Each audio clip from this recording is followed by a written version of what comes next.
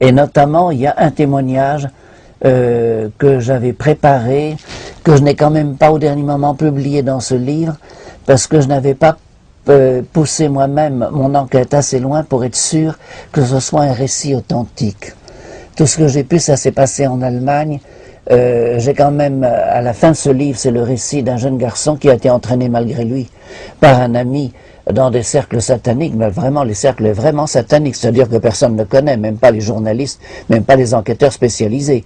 D'ailleurs, les enquêteurs spécialisés eux-mêmes le savent en disant le pire nous échappe, pas, nous n'arrivons pas à les joindre, mais qui peuvent atteindre des gens ayant des postes officiels dans l'administration à de très haut niveau. On n'a pas brûlé toutes les sorcières alors? Non, non, non, loin de là.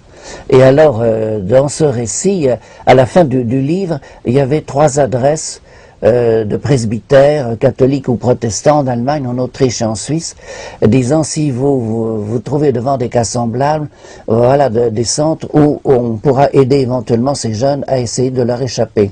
J'ai téléphoné à l'un d'entre eux, qui existait vraiment quand même. Donc j'ai quand même un indice de l'authenticité du phénomène. Bon, mais j'avoue que je m'intéresse à beaucoup de sujets, vous savez, j'ai pas eu tout le temps de le pousser plus loin, mais le récit est absolument effarant. Alors n'ayant pas osé le publier, j'ai une traduction qui est prête quand même, enfin un résumé en une dizaine de pages de tout ce livre.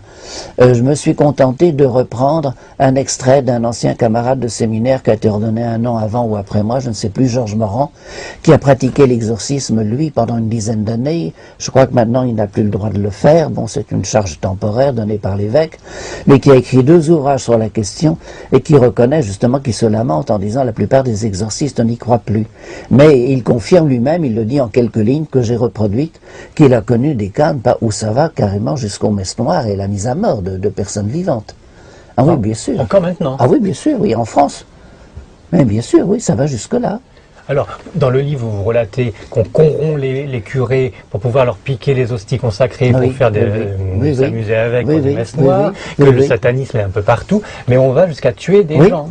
Alors, si vous voulez, quand je le dis, moi, en parlant de satanisme, et quand je le dis en tant que prêtre, je ne suis pas très crédible. Bon, mais si par ailleurs vous avez des missions un peu spécialisées, notamment sur la pornographie et la pornographie enfantine, alors là, on va vous révéler qu'effectivement, il y a des gens qui tournent des enfants qu'on est en train de torturer et on le filme.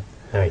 Et que ça se vend, à prix d'or. Oui, ça s'appelle les snuff movies. Voilà, voilà. Et donc, pour vous, derrière, il y a Satan. Bien sûr, ça existe. À ce moment-là, quand c'est dit par des psychologues, des gens de la police, des services, à ce moment-là, on les prend au sérieux. Mais c'est la même chose.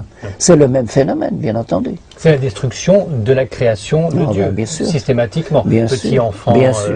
Bien tout à sûr. fait sain. Dans ce cas-là, de plus pur, de plus fragile, etc. Oui, bien sûr, bien sûr. Toute la pureté de la création bien sûr, du monde bien sûr. magnifique. Bien sûr. Dès que Satan peut le salir, bien sûr.